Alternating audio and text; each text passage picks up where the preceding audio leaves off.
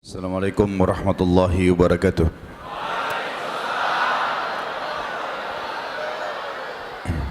Alhamdulillah, kalimat yang mulia yang selalu terucapkan dari lisan yang mulia untuk zat yang mulia pula. Allah subhanahu wa ta'ala satu-satunya pencipta, pemilik, penguasa semua yang di langit, semua yang di bumi dan semua yang di kedalaman lautan. Zat yang maha kuat, maha adil, maha bijaksana. Dia dengan kemahasempurnaannya telah memudahkan untuk kita agar bisa berhubungan dengannya secara langsung, sehingga segala kebutuhan kita di roda kehidupan di muka bumi ini dipenuhi olehnya dengan kalimat Alhamdulillah. Maka jadilah orang yang selalu mengucapkan kalimat ini. Selanjutnya kita panjatkan salam hormat kita penuh dengan cinta dan rindu kepada manusia terbaik, manusia yang dipilih secara langsung oleh Sang Pencipta Allah untuk menutup risalah langit. Tidak ada lagi Nabi dan Rasul setelahnya. Manusia yang paling sempurna jarur nasabnya, fisiknya dan ilmunya. Siapa yang menjadikannya sebagai suri tauladan pasti akan bahagia, karena semua itu tergambarkan dalam kehidupan manusia terbaik ini. Dan mengucapkan satu kali salam hormat akan dimuliakan oleh Allah dengan dibalas 10 kali tambahan rahmat, yang berarti pengampunan dosa, peninggian derajat dan juga pemenuhan segala kebutuhan. Maka selain lisan kita sebagai orang yang beriman selalu memuji Allah, Alhamdulillah, kita juga akan selalu mengucapkan salawat dan taslim kepada Nabi besar Muhammad sallallahu alaihi wasallam. Mari kita ikhlaskan niat kita semuanya untuk menghadiri majelis ilmu. Tidak perlu Bapak Ibu melihat siapa yang berbicara, karena saya yakin di sini mungkin ada orang yang lebih berilmu, yang lebih tua, yang lebih sepuh, lebih pengalaman, atau mungkin ada di antara adik-adik kita yang masih bersih dari dosa, sehingga tentu lebih layak untuk dihormati. Tapi di sini kita menjalankan firman Allah Subhanahu wa taala, A'udzubillahi minasyaitonir rajim. Wa dzakir fa inna dzikra tanfa'ul mu'minin. Saling memberikan peringatanlah, karena peringatan bermanfaat bagi orang-orang beriman. Kata para ulama tafsir, tidak perlu melihat siapa yang menyampaikan, tapi apa yang disampaikan. Kalau itu sesuai dengan wahyu Allah dan penyampaian baginda Nabi SAW, maka semestinya seorang muslim menjadikan sebagai rujukan hidupnya. Saudaraku seiman, pada kesempatan ini insyaAllah kita akan bahas judul perjalanan menuju ke akhirat. Ada hal yang penting yang harus kita garis bawahi bersama. Banyak di antara kaum muslimin yang lalai. Mereka tidak menyadari adanya fakta sebuah alam yang menunggu dia. Kita teman-teman sekalian setiap hari melihat perubahan siang dan malam. Bahkan karena rutinnya terjadi pagi, siang, sore, malam, maka kita hampir tidak melihat tanda-tanda kebesaran Sang Pencipta Allah di situ. Padahal sekian banyak ayat Al-Quran di mana Allah Subhanahu wa taala menekankan tentang malam dan siang adalah tanda-tanda kebesarannya. Bukankah juga kita selalu melihat matahari, bintang-bintang, bulan-bulan atau bulan dan bintang-bintang yang banyak. Kita melihat hujan yang turun dari langit. Kita bisa melihat depan mata kita manusia dengan beragam macam karakter, paras wajah, warna kulit, juga suku dan bahasa dan bangsa. Juga kita melihat banyak sekali jenis hewan, dari semut yang kecil sampai serangga yang lebih besar daripada itu, kemudian sampai ke gajah yang paling besar, dengan karakternya, warna kulitnya, sistem pencernaan, sistem pertahanan dan segala macam hal. Bahkan para ilmuwan manusia mengadakan terkadang penelitian untuk satu jenis hewan dari salah satu jenis yang ada di tubuhnya, baik pencernaan ataupun pertahanan, itu sekian tahun membutuhkan waktu. Tumbuh-tumbuhan setiap hari kita lihat, maka bahkan banyak orang di antara kita menanam di depan rumahnya, di belakang rumahnya. Bahkan ada di antara kita yang memetik buah-buahannya. Dan kita terkadang tidak melihat keajaiban itu. Kita hanya mengatakan, oh ini mangga rasanya manis, oh ini anggur warnanya seperti ini dan rasanya seperti itu, oh ini durian seperti ini kulitnya dan begini isi dalamnya dan enak atau tidak enak. Kita tidak melihat hal yang lebih besar, teman-teman sekalian. Di situ ada bukti nyata tentang adanya Sang Pencipta Allah. Siapa yang membuat durian dengan kulitnya yang tajam dan isinya yang manis? Siapa yang menata anggur ditangkainya dengan begitu rapi. Siapa yang membuat mangga dengan kulitnya yang mulus, isinya yang berisi dan berserat, dan sekian banyak contoh-contoh dalam masalah kita. Itu yang terjangkau dengan mata. Yang tidak terjangkau dengan mata banyak sekali yang kita bisa rasakan, tapi banyak manusia memungkirinya. Dan ini dalil bukti nyata tentang adanya alam gaib, adanya perasaan kita. Kita bisa suka, bisa sedih, bisa senang, ya. Bisa lapar, bisa kenyang, bisa ngantuk dan capek, bisa juga kita segar, dan sekian banyak rasa kita bisa merasakan tapi tidak nyampak depan mata kita. Dan ini bukti nyata tentang adanya alam gaib. Dan Allah dengan kemahasempurnanya telah membuat semua berpasang-pasangan. Ada malam dan siang, ada laki-laki dan perempuan, ada besar dan kecil, ada putih dan hitam, dan sekian banyak hal. Di antaranya juga ada kehidupan dunia dan ada kehidupan akhirat. Ada surga, ada neraka. Sebagaimana teman-teman kita bisa menyaksikan semua tadi fenomena yang saya sebutkan, maka seperti itu nyatanya pada saat kita meninggal kita akan melihat akhirat itu. Tidak ada sesuatu yang tersembunyi bagi seorang muslim, karena salah satu rukun Islam, rukun imannya adalah iman kepada hari kiamat. Kelebihan kita teman-teman sekalian sebagai seorang muslim, kita dapat bocorannya. Kita tahu dari awal manusia diciptakan, siapa namanya, Adam alaihissalam, bagaimana diciptakan Allah dari tanah, bagaimana prosesi iblis menolak untuk sujud, bagaimana dimasukkan ke dalam surga, diturunkan ke bumi, turun-temurun keturunannya, sampai datangnya syariat Allah turunkan di muka bumi ini, nabi dan rasul bersilih berganti, sampai akhirnya dia juga dipaparkan dengan panjang lebar, mana baik dan buruk yang dibutuhkan oleh manusia dalam roda kehidupannya, juga kematian bagaimana prosesinya, alam barzah dan kuburan, kemudian nanti hari kebangkitan dan hisab, lalu kemudian surga dan neraka. Surga dari tanahnya, dari pasirnya, sampai kepada bangunannya yang mewah.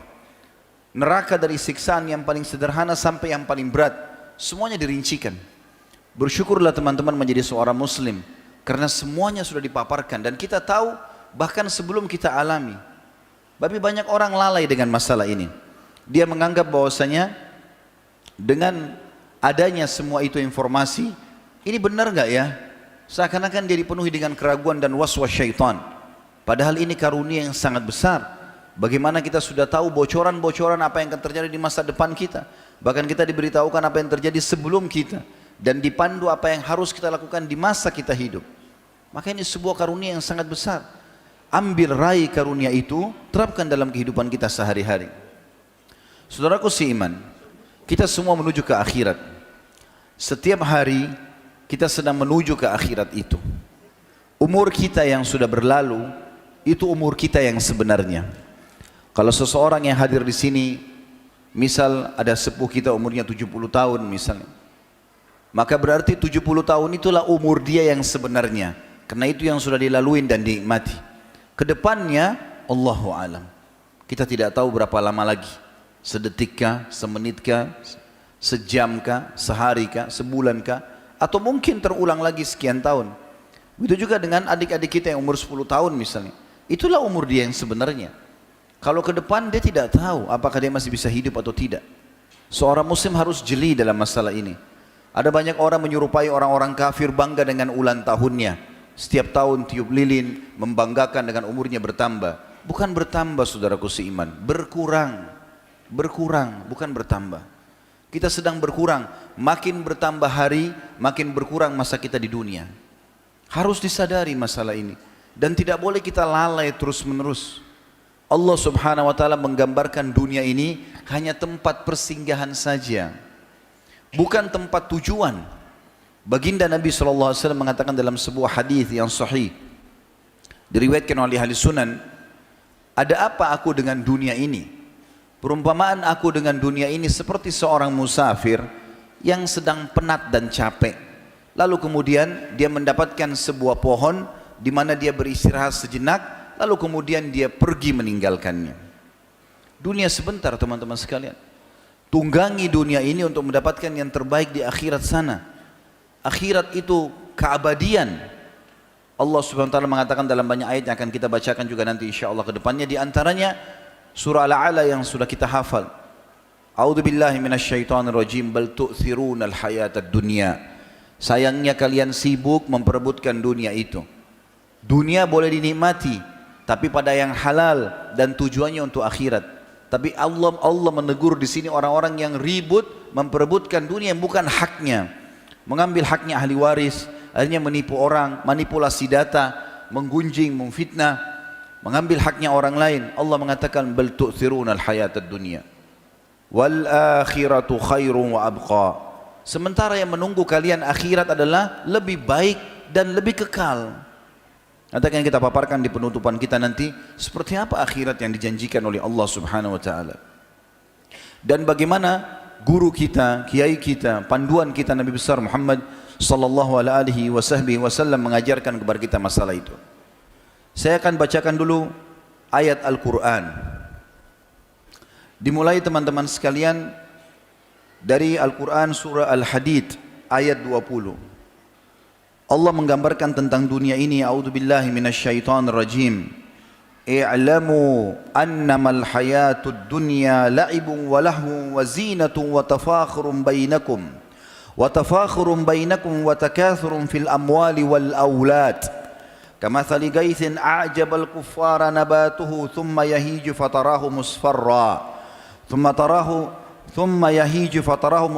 thumma yakunu hutama wa fil akhirati adzabun syadidun wa maghfiratun minallahi wa ridwan wa mal hayatud dunya illa mata'ul gurur. Ayat ini dibaca oleh orang beriman sampai menjelang hari kiamat nanti. Terjemahannya, ketahuilah kata Allah, wahai sekalian manusia ciptaanku, kehidupan dunia yang kalian lalui itu hanya berisi main-main saja. Seperti orang yang berlalu. Kita kalau ketemu sama teman kita SD, SMP, kita reuni seperti baru kemarin. Padahal mungkin umur kita sekarang sudah 40 tahun, 50 tahun. Ingat kamu dulu di kelas saya ambil pulpenmu, ingat dulu begini dan begitu, seperti baru kemarin. Padahal sebenarnya sudah berlalu sekian tahun. Allah bilang itu waktu bermain, seperti waktu orang bermain saja. Ada waktunya dia habis. Dan juga banyak orang menggunakan untuk bangga-bangga di antara kalian di harta dan keturunan. Seperti orang-orang yang menanam tanaman, lalu kemudian hasilnya membanggakan orang-orang kafir. Kemudian lama-kelamaan hasilnya itu, baik daunnya, pohonnya, buahnya akan berubah menjadi kuning, kering, dan akhirnya menjadi sesuatu yang tidak dipakai lagi. Dan sesungguhnya ada alam akhirat yang menunggu bagi orang-orang yang lalai di dunia dengan azab yang pedih. Dan ada juga pengampunan serta kasih sayang Allah bagi orang-orang yang patuh. Ketahuilah kehidupan dunia hanya kehidupan yang menipu. Teman-teman, dunia ini isinya casing.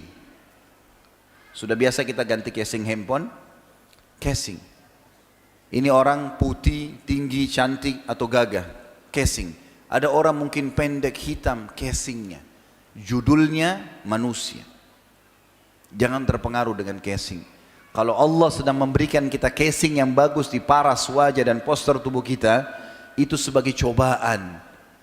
Ini orang nerima enggak nikmat Allah itu dengan tidak menganggap remeh orang lain. Kapan dia sombong, Nabi SAW ingatkan, tidak akan masuk, tidak akan mencium bau surga siapa yang dalam hatinya ada seperti biji sawi dari kesombongan. Tidak bisa. Allah berikan harta dengan orang yang tidak diberikan harta, beda casing saja. Orang yang makan di daun pisang dengan orang yang makan di piring emas, bedanya hanya casingnya. Tujuannya makan. Orang yang tidur di emperan jalan, tidak pakai alas kasur pun, bedanya dengan orang yang tidur di ranjang yang empuk, casingnya. Judulnya tidur. Bahkan kita temukan ada orang yang makan di daun pisang, ada orang yang tidur di emperan jalan lebih nyenyak, lebih nyaman dibandingkan orang yang di tempat mewah.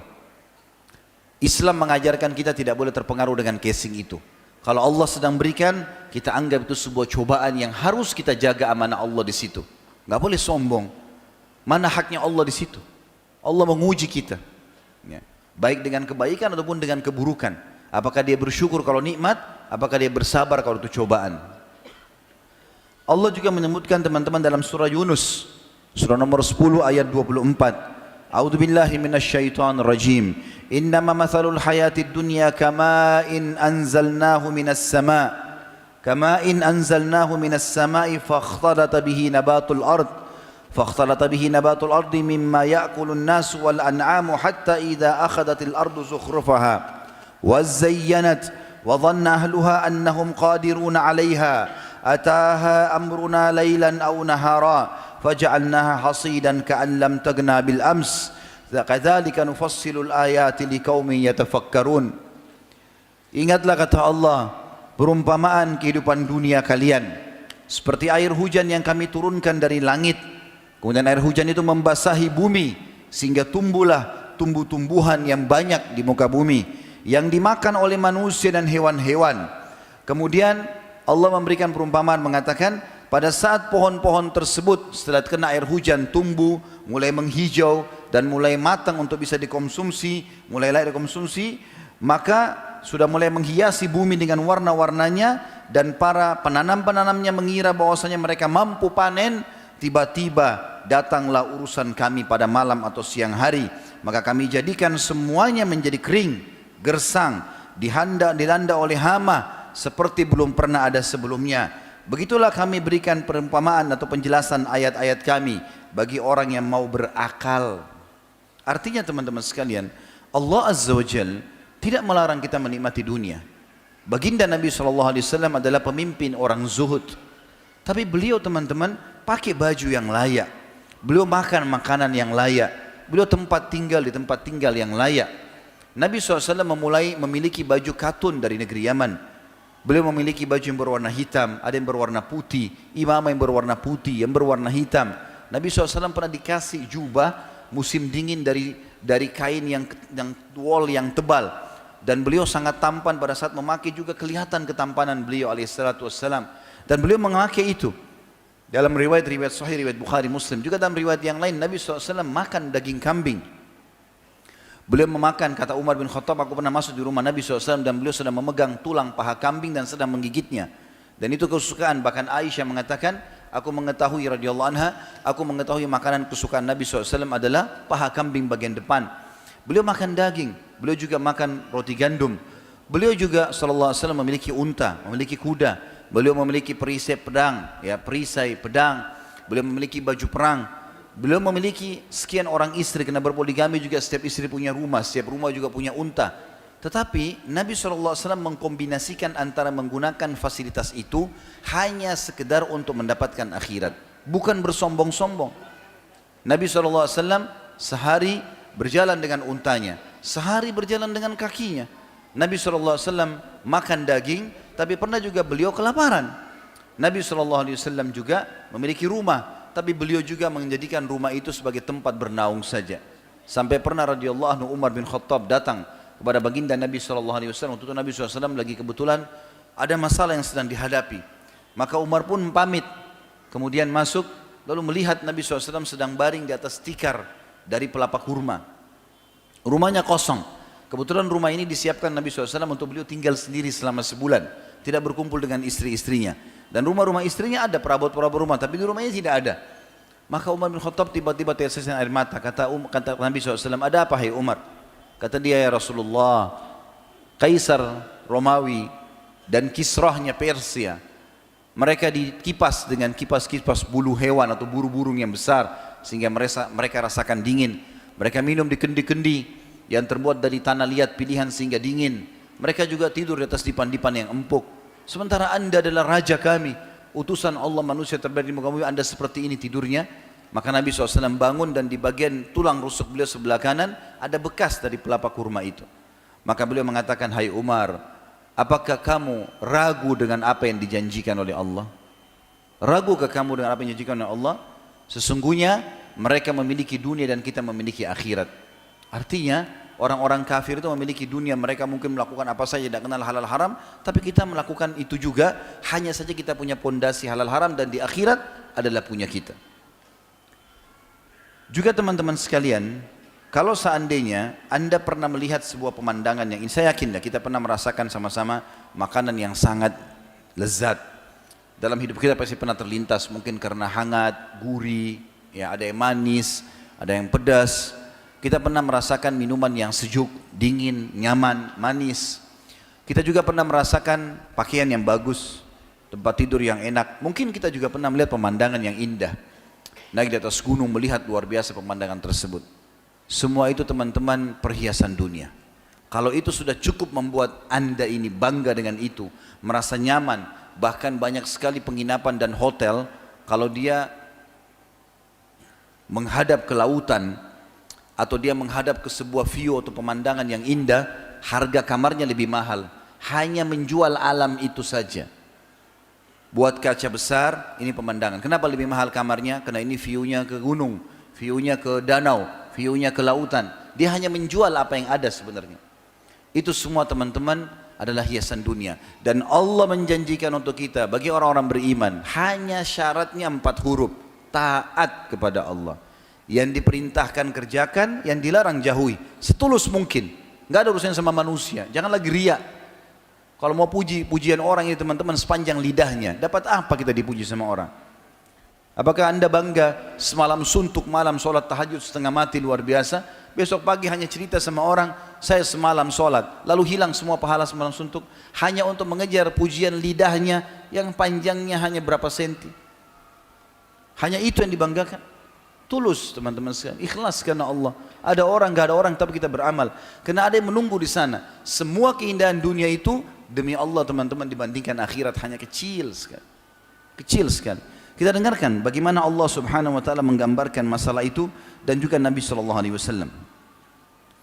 Selain tadi ayat saya bacakan, ada hadis Nabi SAW riwayat Imam Muslim bahwasanya beliau mengatakan wallahi, beliau bersumpah atas nama Allah, mad dunya fil akhirah. Ketahuilah bahwasanya dunia kalau mau dibandingkan dengan akhirat, illa mathalu ma yaj'alu ahadukum isba'ahu hadhihi, seperti seseorang di antara kalian meletakkan jarinya yang ini. Lalu perawi hadis namanya Yahya menunjuk jari telunjuknya, lalu kemudian mengatakan lanjutan hadisnya, falyanzur bima yarja, dia masukkan jarinya ini ke liam, ya yam itu lautan, kemudian dia mengangkat, lihat apa yang tersisa di jarinya itu. Adakah air laut tersisa di situ? Kecuali sedikit sekali. Kata Nabi SAW, demi Allah dunia seperti itu dibandingkan akhirat. Nggak ada apa-apanya. Berarti pemandangan yang luar biasa tadi, yang luas, makanan yang lezat, pemandangan-pemandangan yang indah, baju yang bagus, itu cuman kecil. Allah berikan kita di sini untuk tahu di sana ada yang bagus loh. Lebih bagus lagi. Resepnya ingat, pulang dari sini bawa 4 huruf itu. Taat kepada Allah. Taat saja. Allah bilang nikmati, halal nikmati. Allah bilang haram jauhi. Udah nggak usah ikut-ikutan yang lainnya. Syubhat pun Anda ragu, ini boleh nggak ya? Kata Nabi SAW, yang halal jelas, yang haram jelas. Di antaranya ada hal yang samar-samar. Kata Nabi SAW, siapa yang menyelamatkan dirinya dari hal yang samar-samar, dia nggak mau sentuh karena takut, ini boleh nggak ya? Maka dia telah menyelamatkan kehormatan dirinya dan agamanya. Dan siapa yang menjerumuskan dirinya pada yang syubhat, haram atau halal ya, tapi dia sudah deh nggak apa-apa, lakukan aja, maka dia terjerumuskan dirinya pada yang haram. Seperti penggembala domba yang membawa domba-dombanya ke ladang rumput yang rumputnya tinggi, lebih tinggi daripada dombanya, sehingga dia tidak tahu domba mana yang dicuri oleh serigala. Lurus teman-teman sekalian, halal nikmati, haram jauhi. Allah dengan kemahasempurnaannya pada saat melarang kita sesuatu, Allah berikan kita gantinya. Kalau kita diberikan nafsu ingin makan daging, tapi Allah haramkan semua daging dan depan mata kita ada, wajar kita melanggar. Tapi Allah haramkan babi, Allah ganti dengan sapi, kambing, ayam, kelinci, semua hewan air. Ikan, udang, cumi, banyak. Kenapa haram? Kenapa babi? Allah haramkan khamr, jangan minum minuman keras. Allah ganti susu, madu, sirup, banyak. Kenapa harus haram? Untuk apa? Ada gantinya. Kalau nggak ada gantinya, mungkin. Kenapa harus zina? Ada nikah. Kenapa harus kepada yang haram?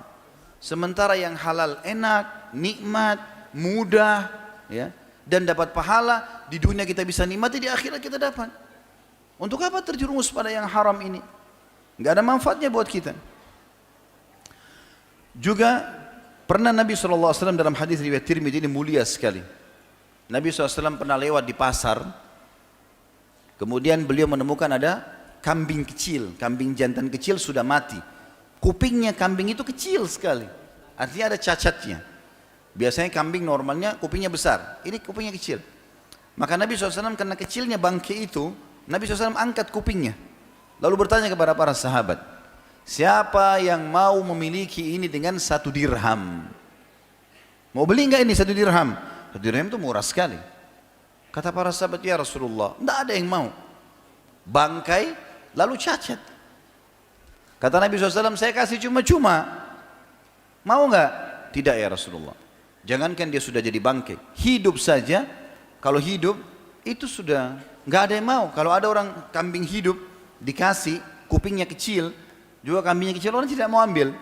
Kata Nabi SAW, demi zat yang jiwaku dalam genggaman manusia, demi Allah, dunia yang kalian tempati lebih hina daripada ini dibandingkan atau di sisi Allah untuk kalian. Nggak ada apa-apanya, kecil. Ada hadis lain di mana Nabi SAW menggambarkan dunia kepada kita. Dan gambaran ini cukup unik, di mana Nabi SAW menyebutkan di dalam sebuah hadis kepada seorang sahabat yang bernama Dahhak ibn Sufyan radhiyallahu anhu. Nabi SAW bertanya kepadanya, ya Dahhak, ma ta'amuk? Wahai Dahhak, apa yang kamu makan? Qala ya Rasulullah, al-lahmu wal-laban. Wahai utusan Allah, aku sering makan daging dan juga minum susu.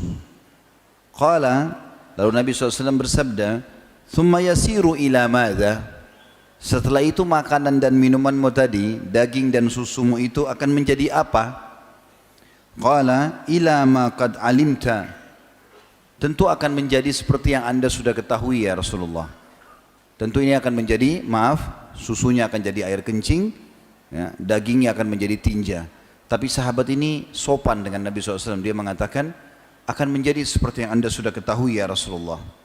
Qala, maka Nabi SAW mengatakan, fa inna Allah Ta'ala daraba ma yakhruju min ibn Adam mathalan lid dunya. Hadis sahih riwayat Ahmad. Ketahuilah bahwasanya Allah Subhanahu wa Ta'ala menjadikan perumpamaan dunia seperti tadi itu, kotoran yang keluar dari hasil makanan dan minuman. Di dalam riwayat yang lain, Nabi SAW juga bersabda dalam hadis sahih riwayat Ahmad, inna mat'am ibn Adam ju'ila mathalan lid dunya. Sesungguhnya makanan dan minumannya anak Adam dijadikan perumpamaan untuk keadaan dunia ini. Wa in kazzahahu wa mallahahu, walaupun dia sudah bumbuhi dan dia berikan garam yang banyak, fanzur ila ma yasir, tapi lihat nanti hasil terakhirnya seperti apa. Artinya, kamu kejar dunia seperti apapun, toh juga nanti akan membusuk, tidak baik. Sebagian ulama salaf teman-teman sekalian, mereka sampai ada yang menggali liang lahat di belakang rumahnya, dan setiap malam sebelum tidur masuk ke liang lahat itu. Berapa menit saja dia masuk, dia biarkan dirinya di situ sambil dia merenungi. Ada di antara mereka sampai berbicara dengan dirinya sendiri, lihatlah dinding-dinding ini rumah kamu sebenarnya. Gara-gara itu tidak pernah ketinggalan sholat tahajud. Juga Nabi SAW mengatakan, mengingatkan kepada kita agar dunia ini tunggangin. Silakan makan yang enak, minum yang enak, tapi yang halal dan juga sebatas yang dibutuhkan. Serta dengan bersyukur kalau itu nikmat, bersabar kalau itu cobaan. Makanya Sufyan ats-Tsauri rahimahullah pernah ditanya, apakah orang yang zuhud itu bisa punya harta, punya jabatan, punya kedudukan? Kata beliau, iya. Kalau dia diberikan harta melimpah dan jabatan, dia mensyukurinya. Dan kalau dia diberikan cobaan, maka dia bersabar. Allah Subhanahu wa Ta'ala berfirman dalam hadis qudsi, diriwayatkan oleh Imam Ahmad dan Tirmidzi dengan sanad sahih, ya ibn Adam, tafarraq li ibadati amla sadraka ginan wa asudda faqrak. Wahai anak Adam, lowongkan waktumu untuk ibadah kepadaku. Ibadah itu semua niat, semua perkataan, semua perbuatan yang Allah perintahkan dan Allah cintai. Lowongkan waktumu untuk itu. Azan, sholat. Ada orang miskin, bantu. Ada orang sakit, jenguk. Ada orang tua hidup, bakti. Keluargamu silaturahim dengan mereka. Kita udah tahu amal-amal itu. Lowongkan waktumu untuk itu. Aku akan memenuhi dadamu dengan kekayaan. Kamu akan selalu merasa cukup. Dan aku akan hilangkan kefakiranmu. Wa illa taf'al mala'tu yadayka syuglan wa lam asuddu faqrak. Tapi kalau kau tidak lakukan itu, enggak ada waktumu untuk ibadah, kelalaian saja semuanya, maka aku akan penuhi kehidupanmu dengan kesibukan-kesibukan yang tidak berarti, dan aku tidak akan menghilangkan kesusahanmu atau kefakiranmu. Di dalam hadis yang lain teman-teman, di dalam hadis yang sahih riwayat Ahmad dan Ibnu Majah, ini resep bagi orang yang mau mendapatkan dunia, sederhana. Dalam Islam sederhana sekali resepnya. Perhatikan kata Nabi SAW, man kanatid dunya hammahu, farraqallahu alaihi amrahu. Barang siapa yang dunia menjadi target utamanya, sehingga dia tidak mau kenal mana halal, mana haram, mana yang harus dilanjutkan silaturahim, mana yang harus diberikan haknya, mana yang tidak diberikan haknya, maka Allah akan memecahkan urusan-urusannya. Artinya akan tersibukkan dengan urusan yang tidak pernah ada habisnya. Wa ja'ala faqrahu baina 'ainai, dan dia akan melihat kemiskinan di antara kedua matanya. Walaupun mobilnya mewah, dia merasa kurang. Rumahnya mewah, kurang. Makanannya banyak, kurang. Sudah punya istri, kurang. Punya anak, kurang. Semuanya kurang. Allah jadikan kemiskinan di depan matanya. Itu kalau orang jadikan dunia sebagai targetnya. Walam ya'tihi minad dunya illa ma kutibalah. Lalu tidak akan datang kepadanya kecuali bagian dunia yang sudah dicatatkan untuknya. Hanya itu saja, tidak akan ada tambahannya. Wa man kanatil akhiratu niyyatuhu, barang siapa yang niatnya akhirat, dunia dia tunggangi untuk kehidupan akhiratnya, jama'allahu lahu amrah, Allah akan berkahi urusan-urusannya. Berkah artinya apa? Tercukupkan, bekerja sedikit sudah hasilnya ada. Wa ja'ala ginahu fi qalbihi, dan Allah akan penuhi hatinya dengan kekayaan sehingga selalu merasa cukup. Wa atathu dunya wa hiya ragimah, dan ketahui ya, dunia pasti akan datang kepadanya dalam kondisi terhina, dikejar-kejar oleh dunia. Para sahabat ridwanullahi alaihim, kata Hasan Basri rahimahullah, aku telah bertemu dengan orang-orang, maksudnya para sahabat Nabi ridwanullahi alaihim, yang kalau kalian lihat mereka, kalian mengira mereka orang-orang gila. Karena enggak peduli, ada orang miskin minta dikasih. Walaupun dia lagi lapar, dia kasih duluan orang lain. Dia lagi jalan, ada orang minta, lagi pakai baju, bajunya ada 2 lapis, buka yang satunya. Dia lagi susah, dia tetap bantu orang lain. Orang lagi sakit, dia jenguk. Orang lagi meninggal, diantar jenazahnya. Sibuk dengan alam orang lain. Dari pahala ke pahala. Sampai kalau kalian lihat, kalian bilang ini orang gila barangkali. Tetapi kalau seandainya mereka hidup, mereka akan memandang kalian semua syaitan. Karena banyaknya kelalaian.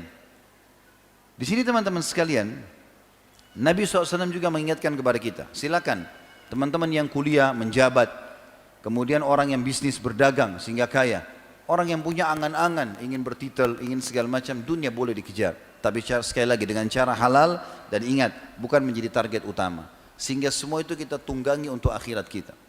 Nabi SAW mengatakan dalam hadis yang sahih riwayat Bukhari, ta'isa abdud dinar, telah bangkrut dan rugi hambanya dinar. Ta'isa abdul dirham, telah rugi dan bangkrut juga hamba-hamba dirham, tidak mau kenal halal haramnya. Ta'isa abdul khamisah, ta'isa abdul khamilah, ya. Telah rugi juga khamisah dan khamilah, ini adalah pakaian yang lembut dan bagus. Sibuk dengan itu, walaupun halal, walaupun haram dipakai, walaupun bukan haknya dipakai. In u'tiya radhi, kalau dia dapat bagiannya dia merasa puas. Wa in lam yu'ta sakhit, kalau Allah tidak kasih dia apa yang dia minta, maka dia marah. Ta'isa wantaqas, karena perbuatan itu dia telah terhina dan tersungkur. Wa idza syabaka falan taqash, ya. Dan kalau dia tertusuk duri, semoga Allah tidak mencabut durinya itu, kata Nabi SAW. Tuba li abdin akhadha bi inani farasihi, sungguh beruntung orang di muka bumi ini yang mengambil tali kekangan kudanya fi sabilillah, berjihad berperang di jalan Allah. Ash'athu ra'sahu, sesungguhnya rambutnya teracak-acak rambutnya. Mughabbaratun kadamahu, seluruh kakinya dipenuhi dengan debu-debu. In kana fil hirasati kana fil hirasa, kana fil hirasa, kalau seandainya dia disuruh jaga perbatasan dia menjaga. Wa in kana fis saqati kana fis saqa, kalau dia ditaruh di barisan belakang pasukan dia juga tetap komitmen untuk itu. Wa in ista'dzana lam yu'dzan lahu, tapi karena berantakannya rambutnya Ya, dia bertaat kepada Allah. Kalau dia minta izin, banyak orang tidak izinkan masuk ke rumah. Wa in syaffa'a lam yusyaffa'. Dan kalau dia berikan rekomendasi tidak diterima. Makna hadis ini kata ulama adalah Nabi SAW menggabungkan antara dua perumpamaan.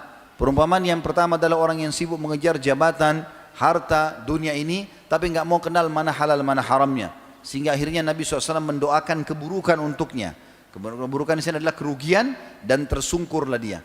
Kata para ulama, doa Nabi SAW berlaku sampai hari kiamat. Siapapun yang melakukan ini untuk dunia, pasti ujungnya tersungkur. Lepas dari jabatannya, terhina, bangkrut usahanya, dipenjara, terbongkar aibnya, dan segala macam hal. Dan sebaliknya, orang yang sibuk beribadah, di sini perumpamannya jihad, masuk dalamnya orang pergi sholat, ya. Orang ngurus jenazah, juga orang sakit, silaturahim keluarganya, sibuk dengan bantu orang lain. Di sini perumpamaan jihad, tapi masuk semua amal saleh. Yang rambutnya berantakan, ya, penuh dengan debu kakinya, sibuk, dia selalu disuruh jaga pasukan perang, dia jaga, di belakang dia jaga. Kalau dia minta izin mungkin tidak diizinkan karena penampilannya biasa, tapi justru dia ini adalah orang-orang ahli surga. Berapa banyak teman-teman sekalian, pada saat azan dikumandangkan, saya kalau di Jakarta sering kali lihat itu ya. Allahu alam di kota antum mudah-mudahan tidak seperti itu, apalagi tadi Pak Wali Kota sudah bilang digalang untuk sholat berjamaah. Maka teman-teman sekalian pas azan, saya kadang-kadang kalau lagi macet saya naik motor, kalau tidak mungkin kadang-kadang naik kendaraan yang lain, tapi naik motor saya jalan, kalau azan saya mampir sholat di masjid. Subhanallah, mobil mewah, Alphard, mobil Mercy lewat sebelah masjid, mikrofon terdengar, nggak ada yang mampir. Allah panggil, hayya 'alas shalah, hayya 'alal falah, ayo sholat, ayo menuju kepada kemenangan. Itu bukan muadzin sebenarnya. Karena orang Arab, orang bule, orang hitam dari Afrika, orang Melayu, yang kalimat diucapin sama. Allah yang lagi panggil. Tapi subhanallah panggilan Allah sudah pakai mikrofon, tidak mau mampir. Yang mampir teman-teman penjual bakso, penjual gorengan, orang-orang yang miskin. Subhanallah. Mereka mampir, dari gerobaknya dikeluarin sarung, dibungkus dengan plastik rapi dengan kopiahnya. Sholat, habis itu pergi dagang. Berapa keuntungannya? Tapi Allah subhanahu wa ta'ala berkahi. Seringkali kita temukan orang susah, anaknya 7, jual gorengan, hidup semuanya. Bisa sekolah semuanya. Berapa banyak orang yang kaya raya pakai mobil, sebelum meninggal, kebongkar karena korupsi, disita semua rumahnya, mobilnya, dipermalukan masuk di media dan seterusnya, akhirnya anaknya sengsara. Itu fakta lapangan, kita bisa lihat depan mata. Juga kata Nabi SAW, Yaqulu ibn Adam, anak Adam banyak suka berbicara, sibuk tiap hari, mali, mali, hartaku, hartaku, jabatanku, mana prestasi-prestasiku, sibuk dengan itu. Wahallaka ya ibn Adam min malika illa ma akalta fa'afnaita. Bukankah hai anak Adam, harta-harta yang selama ini kau kejar hanya menjadi ya makanan sehingga kau makan dan habis? Au labista fa'ablait, atau kau pakai jadi pakaian kemudian dia jadi kumuh? Au tasaddaqta fa'aqdaita, atau kau sedekahkan maka kau beruntung. Maka tidak ada yang lain. Hadis ini diriwayatkan oleh Imam Muslim. Dalam riwayat lain, riwayat Imam Muslim dikatakan yaqulul abd, seorang hamba akan berkata, mali mali, hartaku hartaku, dunia terus dikejar tanpa tahu kenal halal haram. Innama lahu min malihi thalath, padahal hartanya hanya dibagi menjadi 3. Ma akala fa'afna, apa yang sudah dia makan maka jadi kotoran. Au labisa fa'abla, atau dia pakai sehingga jadi pakaian sehingga jadi kumuh dan lusuh.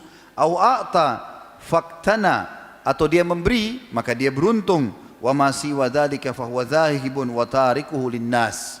Sementara selain daripada 3 ini semuanya akan habis dan akan dibagi-bagikan untuk manusia. Teman-teman sekalian, banyak sekali wasiat para ulama salaf tentang masalah ini. Dan ada hal-hal yang sangat mulia di mana yang perlu kita ingat, seperti misalnya perkataan Hasan Basri rahimahullah, ulama-ulama tabi'in yang masyhur. Beliau mengatakan, waktu ditanya, apa rahasianya? Kenapa anda bisa zuhud? Kenapa anda ini bisa seperti ini? Hasan Basri itu teman-teman, kalau kita ketemu sama dia di zamannya, dikatakan, diceritakan oleh murid-muridnya, bicaranya kalau ketemu cuma surga, neraka, kematian. Nggak ada yang lain, surga, neraka, kematian. Orang datang, nasihatin masalah surga. Orang datang, masalah neraka. Diingatkan masalah kematian. Luar biasa. Selalu itu saja. Jadi dia jadikan nasihat buat dirinya buat orang lain. Pernah ditanya, apa rahasia zuhud anda ini? Kok bisa anda begini luar biasa, bisa kontrol diri 24 jam, perkataannya cuma ibadah saja. Kata beliau, aku tahu rezekiku tidak akan pernah diambil orang lain. Gak ada ceritanya itu, oh ini proyek, tidak jadi saya dapat berarti rezeki diambil orang. Mustahil. Tidak akan sampai kepada anda, kecuali yang sudah Allah catatkan. Kalau bukan punya kita teman-teman, akan sampai kepada orang yang sudah dicatatkan. Saya pernah beli makanan, kesukaan saya di satu tempat, kemudian saya lupa di bandara. Padahal saya beli dari tempat itu mungkin tidak dijual di tempat lain. Lalu kemudian pada saat saya turun dari pesawat, saya ingat subhanallah, saya lupa makanan itu. Saya bilang karena bukan rezeki saya, Allah sampaikan ke tangan orang yang akan memakannya. Gak sampai ke kita. Kata beliau, aku tahu rezekiku tidak akan diambil orang lain. Karena itu hatiku selalu tenang. Untuk apa ribut? Kalau bagianku pasti sampai. Kalau bukan bagianku tidak akan sampai. Biar dia muter-muter nyari jalan, tidak akan dapat. Aku tahu amalku tidak akan dikerjakan orang lain. Gak mungkin orang wakili aku untuk sholat malam, untuk baca Quran, jenguk orang sakit, gak mungkin. Aku tahu amalku tidak akan dikerjakan orang lain. Karena itu aku sibuk beramal saleh. Karena aku butuh itu. Aku tahu Allah Ta'ala selalu memperhatikanku. Karena itulah aku malu jika Allah melihatku dalam maksiat. Ada pengawasan, dia tahu Allah melihatnya.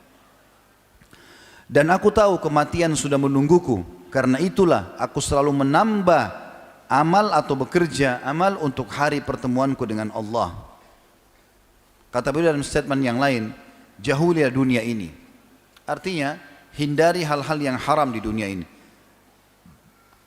Karena yang halal dibolehkan, hindari yang haram. Karena yang haram di dunia ini atau yang dilarang, seperti ibaratnya ular. Kalau disentuh dengan tangan, mulus.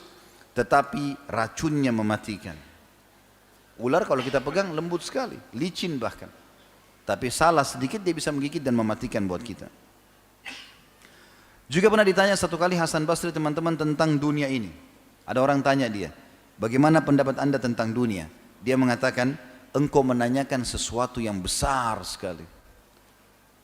Dan tidak bisa dibandingkan, susah.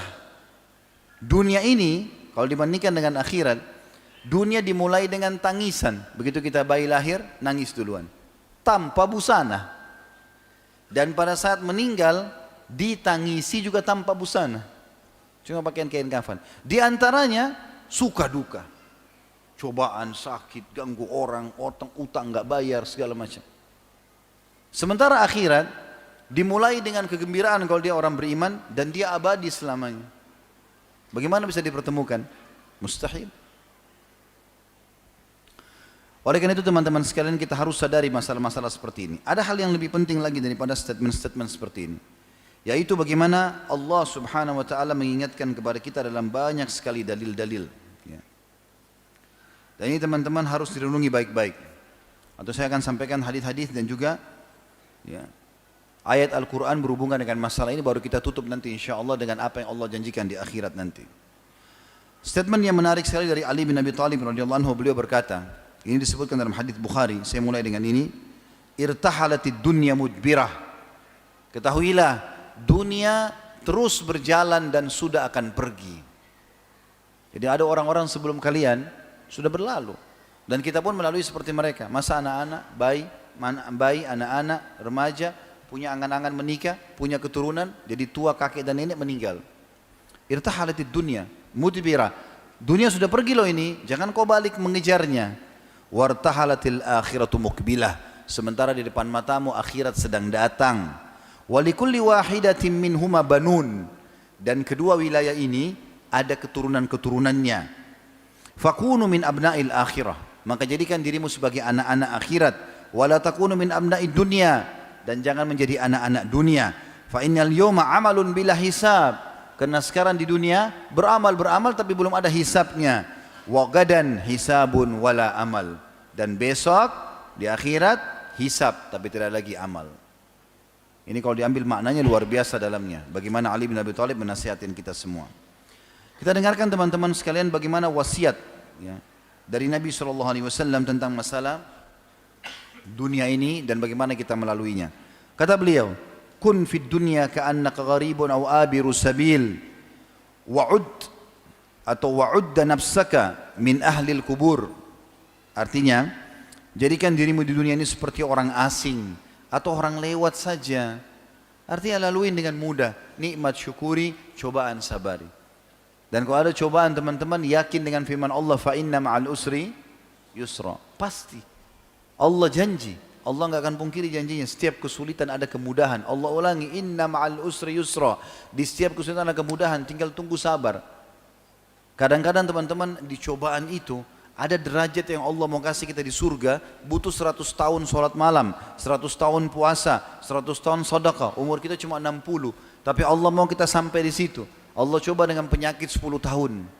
Allah coba dengan 3 tahun, 4 tahun orang tidak bayar utang. Allah coba dengan ini dan itu. Maka sabar teman-teman. Nabi SAW diuji, meninggal anaknya. Semua anak beliau laki-laki, 3 orang meninggal semua. Padahal beliau berharap jadi penerusnya. Meninggalnya Qasim masih kecil, 2-3 tahun. Meninggalnya Abdullah setelahnya, harapan Nabi SAW juga meninggal. Ibrahim juga meninggal setelahnya. Gak ada lagi anak laki-laki. Gitu kan? Harapan beliau. Istri tercinta Khadijah meninggal di masa hidup beliau.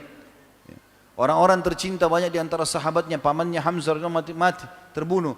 Beliau tersiksa, diganggu oleh orang sampai pernah sholat di Mekah, dituangin kotoran unta, sabar. Di kota Taif dilempari dengan batu. Setiap kaki beliau SAW terangkat, dilempar batu. Yang turun, ya dilempar batu juga. Jadi dua-duanya berdarah. Ribuan orang melemparinya. Tapi Nabi SAW sabar. Melalui itu semua. Karena beliau tahu itu teman-teman sekalian. Dan beliau mengingatkan kita kepada sebuah hadis yang mulia. Nanti akan saya ingatkan itu di akhir pertemuan. Berhubungan dengan masalah nikmatnya surga dan siksanya neraka itu sendiri. Kata Nabi SAW, wa'udda nafsaka min ahlil kubur, dan selalu tanamkan dalam dirimu kalau kau adalah penghuni kuburan. Wa qala Ibnu Umar radhiyallahu anhuma, dan Ibnu Umar berkata menanggapi hadis ini, yaqul idza amsayta fala tantadirus sabah, kalau kau telah tiba di sore hari jangan pernah menghayal menunggu esok pagi, belum tentu kau hidup. Wa idza asbahta fala tantadirul masa, dan kalau kau sudah tiba pada pagi hari jangan tunggu sore, enggak ada jaminan. Misalnya kau keluar rumah, kita nggak buat apa-apa tapi kita ditabrak oleh kendaraan. Bisa terjadi banyak hal. Jangan pernah menghayal teman-teman nanti masuk ruangan ICU di rumah sakit baru mati. Enggak. Di sini saya yakin di Palopo ada rumah sakit. Semoga Allah selamatkan kita dari tempat ini. Tapi teman-teman di rumah sakit berapa ruangan ICU? 1, 2, berapa paling banyak? 3. Kenapa sedikit? Mana lebih banyak? Orang yang sedang berobat di rumah sakit atau orang jalan di pinggir jalan? Hah? Mana jawabannya orang Palopo ini? Atau enggak ngerti saya bahasa Indonesia? Hah? Orang di pinggir jalan. Maksudnya apa? Kenapa itu contoh saya datangkan teman-teman? Artinya lebih banyak orang mati sehat. Karena orang banyak mengkhayal, oh nanti kalau sudah masuk ruangan ICU baru mati. ICU cuma 2-3. Di pinggir jalan banyak orang yang sehat, tapi mati juga. Jangan mengkhayal. Oh saya masih muda, masih kencang kulitnya, banyak orang yang masih muda mati. Ya. Banyak. Mati kaulatan tidak menunggu itu. Seorang salafus saleh pernah duduk di kebunnya. Ini kisah nyata. Dinukul oleh Ibnu Rajab. Beliau duduk di kebunnya. Maaf, ini dinukil oleh Imam Qurtubi. Dalam kitabnya Tadhkirah. Tentang masalah kehidupan akhirat. Beliau mengatakan ada seorang saleh dulu. Dia duduk di kebunnya. Tapi rupanya dia duduk di kebun ini ditutup pagar yang besar. Gak ada orang boleh masuk. Setelah itu setiap hari dia kumpul pegawainya, lalu dia kasih instruksi kerjain ini, turunin kurma dari sana, dari sana, dari sana. Lalu kumpul semuanya, dia lihat hasil panen lalu dia nikmati. Kadang-kadang kalau dia nikmati dia sendirian, pegawainya semua bubar. Satu waktu dia lagi nikmati, lagi pas mau makan kurmanya lagi segarnya, lalu goyang pohon-pohon di depannya, ada rumput-rumput goyang. Lalu dia marah. Dia mengatakan apa? Siapa kamu? Berani benar masuk ke kebun saya, karena kalau pegawainya nggak mungkin semuanya di rumputan. Maka keluar seseorang dari situ, dia tidak kenal. Lalu dia marah, dia mengatakan, siapa kamu ini? Berani benar masuk ke kebun saya. Maka dia senyum orang itu sambil mengatakan, saya orang yang datang tidak perlu minta izin. Dia bilang itu sendiri dia. Tiba-tiba matanya tadinya marah jadi redup. Dia bilang, saya orang yang tidak butuh minta izin. Dan saya orang yang ditunggu oleh semua makhluk.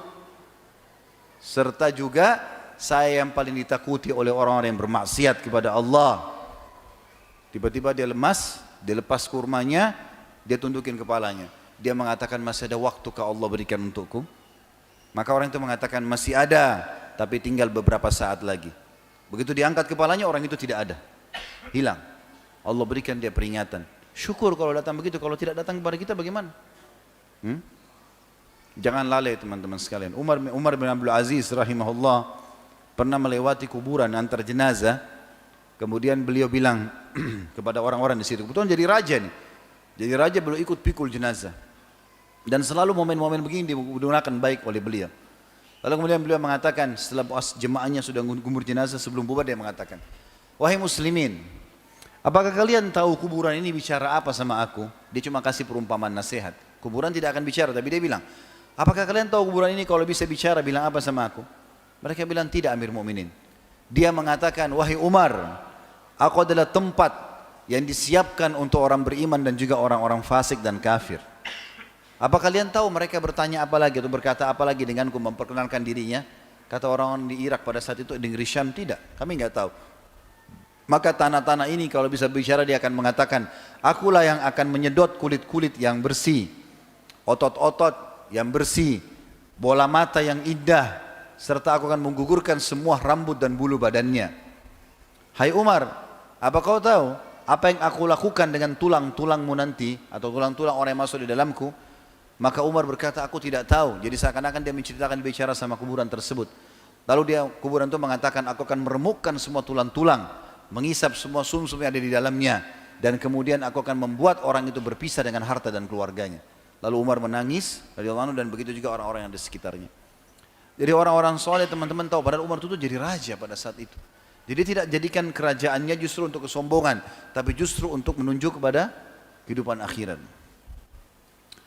Lalu dikatakan oleh lanjutannya, kata Ibnu Umar setelah mengatakan, wa idza asbahta wa la tantadhurul masa, dan kalau kau tiba pagi hari jangan kau tunggu sore, wa khudh min sihhatika limaradik, gunakan baik-baik masa sehatmu sebelum kau sakit. Jangan malas dengar azan ke masjid. Ini teman-teman di sini masih malas ke masjid. Apa kata Nabi SAW dalam hadis Hasan? Kata Nabi SAW, setiap orang menuju ke masjid diberikan satu istana di surga. Ke masjid. Setiap kali dia pulang, satu istana. Ini istana teman-teman, bukan di satu kota yang terkenal di Indonesia atau di dunia ini. Di istana di surga, jalan kaki. Setiap jalan kaki ke masjid, satu langkahnya mengangkat derajatnya, satu langkah lagi mengampuni dosanya. Kenapa enggak dilakukan? Kenapa biarkan azan terdengar, hayya 'alas shalah, hayya 'alal falah, enggak pergi jawab? Di rumah pun kadang sholat ditunda sampai akhir waktu. Kenapa ini? Lalai. Padahal tidak mengambil waktu sama sekali. Allah kasih kita 24 jam, Allah cuma minta dari situ kalau kita sholat 5 menit pun satu sholat berarti cuma 25 menit satu hari. Masih ada 23 jam sekian. Kenapa enggak sholat? Nanti menyesal. Ingat penyesalan terakhir teman-teman sekalian. Hari ini, malam ini Allah memudahkan saya datang ke sini menyampaikan melalui lisan ini, teman-teman jangan lihat saya, tapi ini Allah mengingatkan buat kita semua. Ambil pelajaran. Orang yang cerdas, orang yang tahu peringatan dari Allah diambil, diterapkan. Karena ilmu agama didengar dan diamalkan. Larangannya dijauhi. Memang begitu tujuannya. Kalau bubar dari majelis ilmu terasa, oh iya ya saya salah, oh saya harus begini, rangkul baik-baik, jangan tergoda lagi oleh syaitan. Syaitan akan bisik nanti, oh tadi itu pengajian begini ya, oh tapi nggak apa-apa deh saya begini aja lagi kembali lagi salah, berbuat kemaksiatan, ini nggak boleh. Lalu kata beliau, wa min hayatika min limautik, dan masa hidupmu sebelum engkau meninggal. Peringatan Allah Subhanahu wa taala berhubungan dengan masalah ini banyak sekali teman-teman. Saya akan datangkan ayat yang mulia dalam surah Az-Zumar, surah nomor 39 ayat 58, ayat 54 sampai 58. Kita renungi sama-sama ayat ini. A'udzubillahi minasyaitonir rajim. Wa anibu ila rabbikum wa aslimu lahu min qabli an ya'tiyakumul adzabu thumma la tunsarun. Itu ayat 54-nya. Artinya, dan segeralah kalian menuju kepada Tuhan kalian.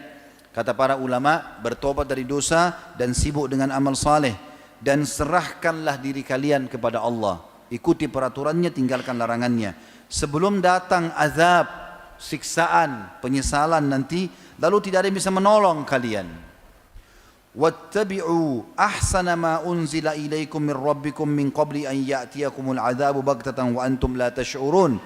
Dan ikutilah sebaik-baik wahyu yang telah turun kepada kalian, Al-Quran dan Sunnah dari Tuhan kalian, sebelum datang azab yang tiba-tiba mematikan kalian sementara kalian tidak sadari. Itu ayat 55. Ayat 56-nya, antakula nafsun ya hasrata ala ma faradtu fi jambillah, ala ma faradtu fi jambillahi wa in kuntu laminas sakhirin. Maka pada saat mati datang, setiap jiwa yang kurang amalnya akan berkata, betapa ruginya aku terhadap kekurangan-kekurangan yang telah aku lakukan di hak-haknya Allah. Dan sesungguhnya sebelumnya aku termasuk orang-orang yang mengolok-olok agama. Allah sudah ceritakan. Kamu sholat, ngapain sholat? Pakai jilbab, ngapain pakai jilbab? Oh, so alimnya. Dihina-hina orang yang soleh dan baik. Maka nanti dia akan menyesal. Ayat 57-nya, antakula lau anna Allah hadani lakuntu minal muttaqin. Lalu kau juga akan berkata pada saat kau mati nanti dengan punya penyesalan, coba Allah berikan aku petunjuk ya, aku akan termasuk orang-orang yang patuh. Itu ayat 57. Ayat 58-nya, au taqula hina taral azaba lau anna li karratan fa akuna minal muhsinin. Atau pada saat kau lihat siksaan malaikat mencabut ruhmu, lalu siksa kubur datang dan menyusul siksa neraka, maka kau akan mengatakan, coba seandainya aku diberikan kesempatan lagi, aku akan menjadi orang-orang yang baik. Tapi tidak ada gunanya. Di dalam hadis baginda Nabi SAW, hadis Hasan riwayat Al-Baihaqi, kata beliau, thalathun munjiyat, ada 3 hal yang bisa menyelamatkan. Khasyatullahi fis sirri wal alaniyah, selalu khusyuk dan tunduk, takut kepada Allah, baik dalam keadaan sembunyi-sembunyi atau terang-terangan. Ada orang, gak ada orang, tetap dia soleh dan soleha. Itu keselamatan yang pertama. Yang kedua, wal qasdu fil ghina wal faqr, selalu saja stabil, ya. Dia bisa menghemat, baik dalam keadaan dia kaya raya ataupun dia dalam keadaan miskin. Yang ketiga, wal adlu fir ridha wal ghadab, dan selalu berlaku adil walaupun dia lagi emosi ataupun dia lagi tidak emosi, dia lagi ridha. Artinya walaupun dia tahu ini keluarganya, tapi kalau dia salah disalahkan, kalau benar dibenarkan. Ya. Juga dalam hadis yang lain kata Nabi SAW, agar kita bisa lalui dunia dengan baik, jangan selalu cemburu dengan keadaan orang. Dalam hadis Bukhari, unzur ila man huwa asfala minkum, selalu lihat orang yang lebih sederhana dari kalian. Kalau kita punya motor, lihat orang yang pakai sepeda. Kita punya sepeda, lihat orang yang jalan kaki. Kita jalan kaki, tidak punya kendaraan, ada orang yang puntung kakinya. Kita puntung, ada orang yang stroke. Kita stroke, ada orang yang sudah meninggal dunia. Kalau kita selalu lihat orang yang di atas, teman-teman tidak akan terima kasih sama Allah. Kita dikasih motor, mungkin motor itu sudah 5 tahun membantu kita kemana-mana. Banyak tujuan yang sudah kita jangkau, mungkin pahala sudah melimpah kita dapatkan. Tapi begitu ditanya, apa kendaraanmu? Tuh motor sudah butut. Padahal Allah sudah muliakan itu. Ya, jangan dihina teman-teman. Alhamdulillah, ini Allah amanahkan kepada saya. Dikasih mobil tahunnya 2012, nggak apa-apa. Jangan lihat orang yang 2018. Kita akan termotivasi juga untuk mengganti seperti dia, berlumba-lumba dalam masalah dunia. Tidak, syukuri. Ada rezeki kita butuh, boleh diganti, bukan tidak boleh. Tapi kalau untuk bersaing dengan orang nggak boleh, dilarang. Hati-hati dengan ini. Kata Nabi SAW, lihatlah orang yang lebih di bawah daripada kalian. Wala tanzuru ila man huwa fawqakum, jangan lihat orang yang di atas kalian. Fa innahu ajdaru alla tazdaru ni'matallahi alaikum, karena itu akan membuat kalian tidak akan memungkiri nikmat Allah. Di dalam hadis yang lain riwayat Bukhari dalam Adab Mufrad dengan sanad hasan. Ini teman-teman harus tahu ya, tolok ukur kekayaan itu bukan banyaknya materi, tapi ketentraman jiwa. Apa kata Nabi SAW? Man asbaha minkum aminan fi sirbihi. Siapa yang bangun pagi hari badannya masih sehat. Mu'afiyan fi jasadihi. Maaf, aminan fi sirbihi, dia aman di tempat tinggalnya atau di jiwanya. Mu'afiyan fi jasadihi, jasadnya sehat. Indahu qutu yaumihi, dia punya makanan cukup untuk hari itu. Faka'annama hizat lahu dunya, maka dia seperti telah mendapatkan dunia dan apapun yang ada di dalamnya. Itu yang paling mahal. Ada orang kaya raya teman-teman, saya pernah makan begitu. Makanannya penuh, mejanya macam-macam. Dia cuma makan sedikit kecil. Kenapa? Diuji sama Allah dengan penyakit. Ada ayam, ada kambing, ada macam, tidak bisa makan. Dia cuma makan itu saja. Allah uji. Ada orang Masya Allah tiap hari angkat sampah, tangannya kotor, makan, tidak pernah sakit. Kuasa Allah SWT. Ketenangan jiwa itu dalam hati, bukan dari materi. Kalau Allah kasih, alhamdulillah. Ingat, harta pun kalau dikasih jabatan, cobaan. Kita terima enggak itu untuk kita jadi tunggangi untuk akhirat. Bukan malah bersombong-sombong, bersaing, memperebutkan sesuatu yang akhirnya saling mencaci maki, menjatuhkan. Ini hati-hati teman-teman. Jangan siapkan musuh pada hari kiamat, bahaya. Bahaya sekali. Kita kalau punya masalah dengan satu orang saja, tetangga kita atau orang yang kita punya masalah dengan dia, sudah cukup dihabisin pahala kita hari kiamat. Ada orang buat masalah setiap hari dengan banyak orang. Tiap hari nonton TV yang dicari gosipnya. Dia tidak kenal siapa artis itu, siapa pejabat itu, main diputar, main dia terikut dengan alur emosinya. Dia ceritain teman-temannya di kantor. Bagaimana caranya minta maaf nih? Nah, susah. Kalau orang teman kantor kita kerja sama-sama, kita caci maki dia, minta maaf saja belum tentu dia maafkan. Itu pun sulit. Bagaimana kalau orang kita tidak kenal ini? Ada orang tiap hari ngumpulin musuh untuk hari kiamat. Untuk apa ini? Sibuk dengan alamnya orang. Hah? Tidak usah teman-teman. Syukuri yang ada. Kita kalau syukur Allah tambah. Ada gitu kan konsepnya kan. La in syakartum la azidannakum. Itu konsepnya. Kalau kalian syukur saya akan tambah. Ini enggak. Tetangganya beli AC dia yang kedinginan. Tetangganya beli mobil baru, sedikit saja tabrak pagarnya, syukurin tuh. Apa hubungannya? Kenapa hasud dengan orang? Biarkan. Kita teman-teman dilarang hasad. Hasad itu iri dan dengki sama orang. Iri dan dengki yang diharamkan kalau kita berharap nikmat itu hilang dari dia ya. Misalnya ada orang dikasih kelebihan fisik, kelebihan jabatan, kelebihan harta, lalu kita jengkel dalam hati, kita berharap hilang dari dia. Itu hasad. Kata Nabi SAW, hati-hati dengan hasad. Karena dia akan menghilangkan pahala kalian, membakar pahala seperti api membakar kayu bakar. Habis pahala kita. Dikasih ke dia semua. Tapi kita boleh gibtah. Apa itu gibtah? Mirip dengan ini, tapi bedanya kalau ada orang diberikan kelebihan kita mengatakan ya Allah karuniakan aku seperti dia. Tanpa kita berharap hilang dari dia, itu boleh. Tidak ada masalah. Ada orang pintar, ya Allah mudah-mudahan saya juga pintar seperti dia. Boleh. Ada orang kaya, ya Allah berikan juga saya kekayaan supaya saya bisa buat seperti dia. Iya. Tapi ingat, yang dijadikan contoh orang baik. Karena Nabi SAW mengatakan manusia 4. Yang pertama, yang paling tinggi derajatnya Allah kasih ilmu dan harta. Sudah pintar, kaya. Lalu kemudian dia habiskan keduanya di jalan Allah. Sibuk ngajar, sibuk sedekah. Karena ilmunya mengajar dia. Ini orang paling baik. Dan ini paling mulia.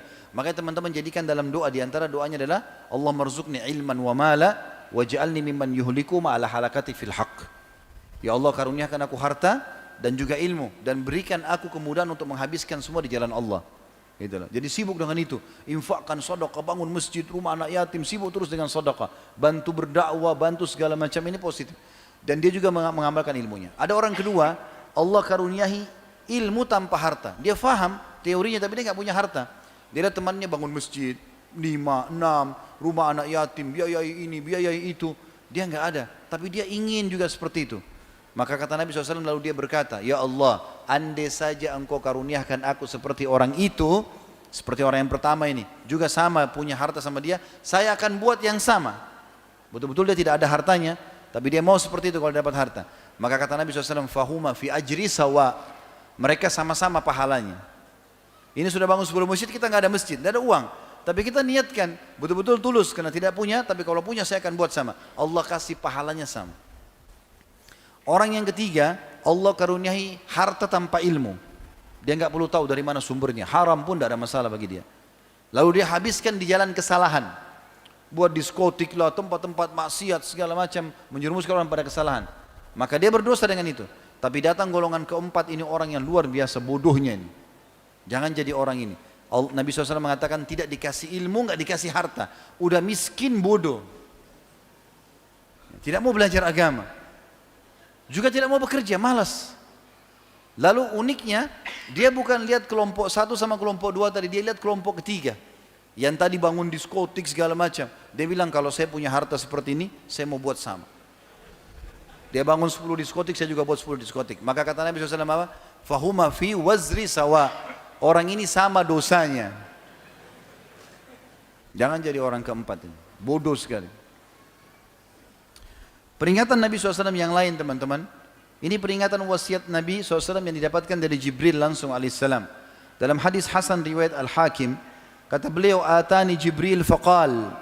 Jibril telah datang kepadaku dan berkata, ya Muhammad, ish ma syi'ta fa innaka mayyitun. Hiduplah semaumu, pasti kau mati juga. Mau kemana? Mau lari kemana? Ini kalimat penting teman-teman. Ingat, Bagi yang bangga dengan ketampanannya dan kecantikannya, ada orang jutaan sebelum kita lebih tampan dan cantik. Bagi yang bangga dengan putih kulitnya, dengan mulusnya kulitnya, ada orang lebih cantik dan putih lebih dari sebelum kita. Ada yang bangga dengan kayanya, ada orang sebelum kita yang lebih kaya. Jabatannya, ada orang sebelum kita. Mana mereka semua? Meninggal dunia, teman-teman. Meninggal dunia, mati. Mau lari kemana? Dan kalau kita meninggal, teman-teman, yang dikenang hanya sisa peninggalan. Oh, ini sepatunya dia. Oh, ini rumahnya. Oh, dulu dia pernah datang ke sini. Sehari, 2 hari, sebulan, sudah mulai orang lupa. Setahun, syukur-syukur kalau anaknya datangi kuburannya. Sudah dilupain. Yang tinggal bersama kita seperti sabda Nabi SAW. Kalau anak Adam meninggal, ikut ke kuburan 3. Hartanya, keluarganya, dan amalnya. Dan akan pulang 2. Hartanya dan keluarganya akan pulang. Mobil kita biar mewah, parkir di pagar kuburan. Nggak akan masuk di liang lahat. Itu saja. Setelah itu dibawa pulang bagi ahli waris. Keluarga kita, ini bapak-bapak sini yang yakin cinta sama istrinya, atau ibu-ibu yang cinta sama suaminya, atau orang tua sama anaknya. Kira-kira kalau meninggal mereka, mau tinggal nggak sehari nginap di kuburan? Hah? Kenapa nggak ada yang nyaut? Kalau ada, masya Allah, perlu dipasang kamera di kuburannya itu. Dia mau nginap sehari tidur di situ. Paling lama sejam, 2 jam pulang. Tidak mau tinggal. Nabi sudah bilang akan pulang 2. Pasti hartanya pulang, keluarganya pulang. Sedih ya, tapi nggak bakal tinggal di situ. Dan tinggal bersama dia ini amal yang biasa antum tidak mau sholat, malas. Quran cuma jadi hiasan di tembok-tembok masjid, di rumah. Beli Quran iya, tapi dipajang, tidak dibuka-buka plastiknya. Tidak dibaca-baca. Kenapa taruh di ranjangnya? Ini antara saya sama suami, supaya setan tidak masuk rumah. Setan nggak masuk di rumah kalau dibaca. Kalau dibaca, kalau kita cuma taruh Quran, banyak setan di sekitarnya. Maka teman-teman kalau nggak bisa tidur malam, ada resep sederhana. Buka Quran. Ngantuk nggak? Baca Quran ngantuk. Karena setannya banyak di situ. Kalau sudah dibaca ayatnya, baru kemudian. Jangan lalai teman-teman. Jangan sampai kita meninggal, anak kita, cucu kita cuma mengatakan, oh itu Qurannya nenek itu. Oh itu Qurannya kakek. Dan tidak boleh kita bangga dengan amal orang lain. Gak ada gunanya. Itu ayah saya baca Quran setiap malam. Ayahmu, kamu gimana? Hah? Itu ibu saya, suka bantu tetangga yang miskin. Ibumu, kamu? Selalu bangga dengan amal. Teman-temanku itu semua soleh-soleh. Ya teman-temanmu, kamu gimana? Jangan bangga dengan orang. Makanya pepatah bahasa Arab mengatakan laisal fata man yaqulu kana abi kadza wa kadza. Bukan anak muda yang cerdas yang berkata dulu ayahku begini dan begitu. Walakinnal fata man yaqulu ha ana dza. Tapi orang yang anak muda yang cerdas yang mengatakan ini loh saya, ini loh amal saya. Tidak usah malu dengan orang. Dan ingat, berubah menjadi orang baik jangan setengah-setengah. Hijrah menjadi orang saleh dan saleha 100%. Jangan setengah-setengah. Apapun orang mau bilang terserah mau ngomong apa, biarin. Ingat tadi perkataan Sufyan Ats-Tsauri atau Hasan Basri mengatakan, sampai-sampai saya pernah bertemu dengan orang-orang sahabat dikira orang gila mereka. Karena sibuk dengan amal soleh setiap hari. Tidak peduli dengan orang mau katakan apa terserah. Yang penting saya dan akhirat saya. Ada seorang ibu teman-teman di Irak, setiap hari kalau sudah sore dia keliling pasar. Setiap hari ibu ini kalimatnya begini saja, wahai muslimin ingat waktu pulang, wahai muslimin ingat waktu pulang. Itu saja. Itu ibu keliling pasar ucapin itu setiap hari bertahun-tahun. Saking seringnya ibu itu begitu sampai raja pun datang ke pasar ingin lihat ibu itu mana. Sering ucapin itu. Satu waktu subhanallah setelah sekian tahun tidak ada lagi ibu itu bicara. Maka sampai berita ke raja, raja pun datang ke pasar tanya, mana ibu itu? Mereka bilang tadi pagi sudah meninggal. Apa kata raja itu? Tentu yang paham kata-katanya ibu itu ya paham. Yang tidak paham sudah kelewatan. Maka raja itu mengatakan sungguh ibu itu sudah punya persiapan banyak dan lama sebelum dia meninggal. Dia ingatkan orang. Ingat teman-teman, kita kalau pulang sendirian. Atha bin Abi Rabah menasihati khalifah waktu itu. Setelah dia datang ke istananya, Atha ini orangnya pincang kakinya, matanya satu buta, rambutnya keriting kecil-kecil, bajunya sudah umuh. Datang ke istana raja. Sampai waktu raja datang, raja sambut dia. Luar biasa gitu. Orang-orang di sekitar raja lihat siapa orang ini, bajunya sederhana, pakainya pincang, matanya buta satu gitu loh. Tapi raja hormati sekali karena raja tahu kedudukannya. Begitu duduk dekat raja, raja bilang, apa wasiat anda? Atha berdiri di depan khalifah lalu mengatakan, wahai Amir Mukminin, wahai pemimpin orang beriman, sambil lihat ke wajahnya. Waktu dilihat dengan mata yang tajam, maka Amir Mukminin tundukkan kepalanya, tahu dia mau wasiat yang penting. Kata dia, wahai Amir Mukminin, ketahuilah, kau lahir di dunia sendirian. Itu kau lahir sendiri. Kau juga akan mati sendirian. Dan kau akan dibangkitkan sendirian, kau pun akan dihisap sendirian. Demi Allah, semua di sekitarmu ini tidak bermanfaat buat kau. Ini semua dayang-dayangmu, kursi mewah, gak ada gunanya. Kau lahir sendiri, kau akan mati sendiri, kau akan dibangkitkan sendiri, kau akan dihisap sendiri, tanggung jawab sendiri. Maka khalifah sambil nangis, dia pukulin tongkatnya ke karpet mengatakan jazakallahu khairan. Atha bin Abi Rabah keluar dari ruangan tanpa minum satu gelas air pun. Orang-orang saleh begitu nasihatin orang, tidak ada urusannya dengan masalah dunia. Kemudian yang lainnya teman-teman sekalian, kata Nabi SAW tentang luasnya rahmat Allah bagi orang yang masih ingin dunia. Lihat bagaimana Nabi SAW sampaikan, man ardan nas bisakhatillah wakkalahu Allahu ilan nasi. Barang siapa yang membuat manusia ridha tetapi di hal-hal yang buat Allah marah, maka Allah akan buat manusia membebani hidupnya. Jadi kalau haram, haram, nggak boleh, jangan lakukan. Walaupun seluruh orang tidak suka sama kita, enggak, ini haram, saya nggak boleh, tinggalkan. Siapa yang membuat manusia ridha, haram tapi nggak apa-apa dia lakukan, walaupun Allah marah, maka Allah akan buat manusia menindasnya. Wa man askhatan nas biridallah kafahu Allahu ma'unatan nas. Dan barang siapa yang membuat manusia marah, tapi itu membuat ridha Allah, artinya dia nasihati orang, orang pun tidak terima, tapi dia nasihatin, tidak boleh lo harus sholat, harus begini, nasihatin orang, maka Allah akan penuhi ya semua manusia membutuhkan untuk atau kepadanya. Hadis ini disebutkan Ibnu Hibban dengan sanad sahih. Juga pernah ada seseorang bertanya, qila ya Rasulullah, wahai utusan Allah, ayyul mu'minina afdal, orang mukmin apa yang paling baik di sisi Allah? Maka faqal, beliau berkata, ahsanuhum khuluqa, orang yang paling baik akhlaknya, tata krama, santun, ramah, bantu orang, dermawan dan seterusnya. Qala fa ayyul mu'minina aqyas, orang mukmin apa yang paling cerdas? Qala aktsaruhum lil mauti dzikra, orang yang paling banyak mengingat kematian. Wa ahsanuhum liman ba'dahu isti'dada, dan orang yang paling banyak punya persiapan untuk menghadapi kematian itu. Ulaikal aqyas, itulah orang-orang yang paling cerdas. Hadis ini diriwayatkan Ibnu Majah dengan sanad hasan. Kemudian juga Nabi SAW mengatakan dalam hadis yang lain mengingatkan kepada kita, innal qabra awwalu manazilal akhirah, ketahuilah kuburan adalah awal pintu dan tempat tinggal menuju ke akhirat. Fa in naja minhu fama ba'dahu aisar minhu, siapa yang lolos dari situ dia akan lolos juga setelahnya. Wa in lam yanju minhu fama ba'dahu ashaddu minhu, kalau dia tidak lolos di situ di kuburan karena banyak dosanya, maka dia pun yang setelahnya akan lebih berat bagi dia. Qala ma ra'aitu mandaran qattun illa wal qabru afna, ya, atau afza minhu, aku tidak pernah lihat pemandangan ya, yang menakutkan ya, yang bisa mengalahkan ngerinya kuburan itu sendiri. Hadis riwayat Tirmidzi. Juga Nabi SAW pernah duduk di sebelah kuburan setelah mengubur salah satu sahabat. Dalam hadis Hasan riwayat Ibnu Majah, beliau sambil duduk di sebelah kuburan lalu menangis.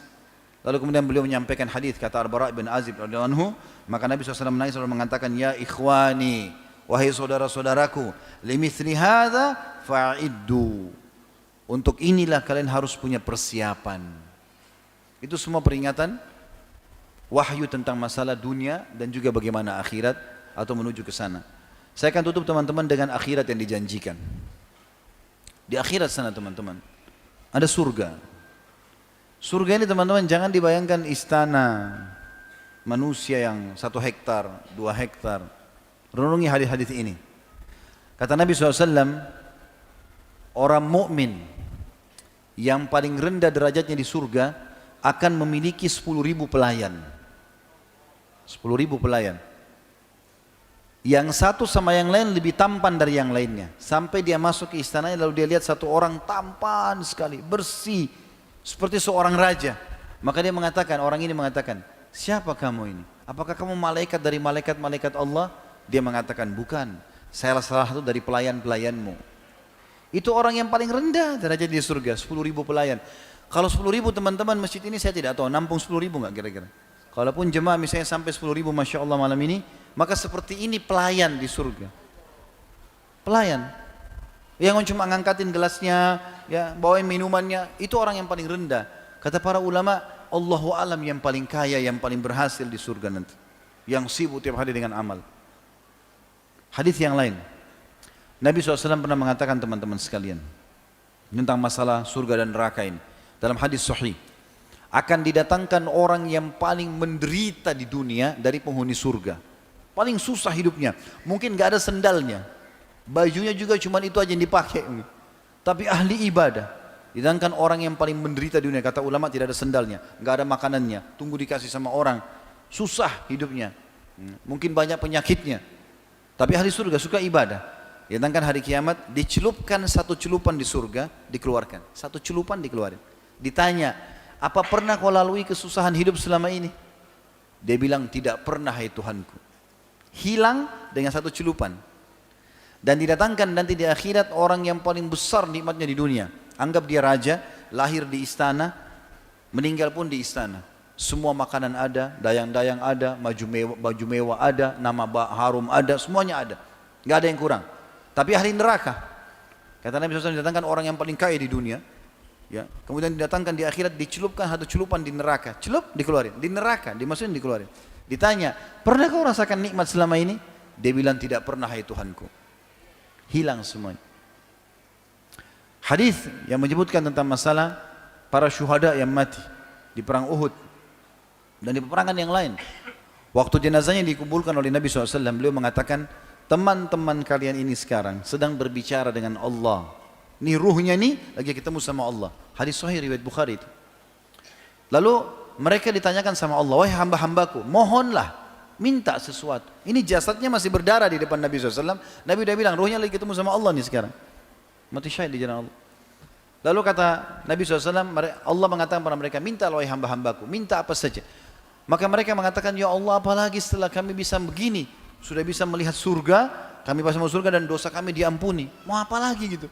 Karena nikmat yang sangat besar mereka lihat. Mungkin secara kasat mata kita lihat orang itu telinganya terputus, mungkin dadanya berdarah. Seperti Hamzah di perang Uhud itu terbelah dadanya, jantungnya keluar, hidungnya dipotong, berdarah semua. Nabi kumpulin jenazah termasuk Hamzah. Nabi SAW mengatakan ini ruhnya lagi bicara semua ini sekarang sama Allah. Mengatakan Allah bilang minta hai hambaku. Mereka bilang sambil mengatakan apa yang kami minta lagi ya Allah? Setelah Engkau izinkan kami keliling-keliling di surga dan kami sudah tahu tempat kami. Maka kata Allah SWT mintalah. Kata Nabi SAW terus saja Allah mengatakan mintalah. Pada saat mereka sudah tahu tidak ada lagi pilihan kecuali harus minta, mereka serentak meminta ini. Kira-kira teman apa yang diminta? Minta supaya kumpul sama istrinya lagi? Minta supaya kembali ke kerjaannya, ke rumahnya, ke mobilnya, ke baju kesenangannya. Apa yang dia minta? Demi Allah mereka bilang begini, kami minta kepadamu ya Allah agar Engkau kembalikan jasad kami ke ruh kami ke jasad kami, agar kami rasakan terbunuh lagi di jalanmu.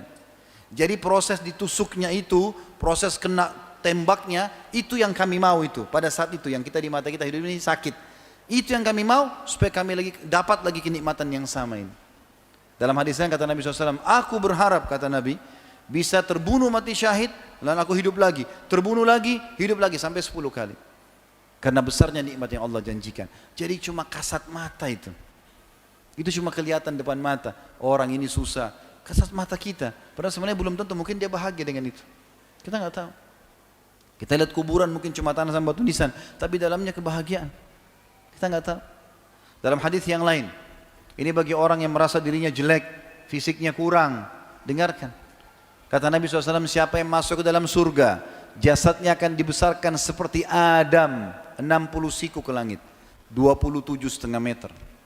Gak ada lagi orang pendek di akhirat. Jadi yang pendek ini cuma kemasan dunia. Saya pendek, akhirnya jalan harus menjinjit. Tidak usah. Jalan biasa saja. Biasa saja. Begitu Allah kasih, itu yang terbaik buat antum. Tidak usah ragu.